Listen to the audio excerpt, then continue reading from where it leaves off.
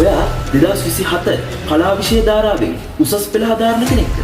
2027 කලා විෂය ධාරාවෙන් උසස් පෙළ හදාරන ඔයා බලන්න හොයන්නේ මේ වගේ විෂයක්ද කියලා. පළම වෘත්තියක් වෙච්ච නීති වෘත්තියට ලේසියෙන් යන්න පුළුවන් විෂයක්ද?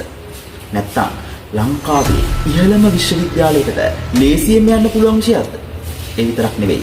සරලව කරුණු ටික අවබෝධ කරගන්න පුළුවන් විෂයක්ද? එතනින් නවතින්නේ නැතුව ඔයාගේ මුළු ජීවිතේටම වැදගත් වෙන විෂයක්ද? එහෙනම් පුතේ ඔයාට වෙන විකල්ප නැහැ. ඔයාට සිද්ධ වෙනවා දේශපාලන විද්‍යාව තෝරගන්න. අපේ දේශපාලන පන්තියට සහභාගී වෙන ඔයාට නිවැරදිව විෂය කරුණු ටික හරියට උගන්වලා පාස් පේපර්ස් ටික මොඩල් පේපර්ස් ටික හරියට කරලා අපි පියවරෙන් පියවර ඔයාව උසස් පෙළ විභාගෙට සුදුස්සෙක් බවට පත් කරනවා.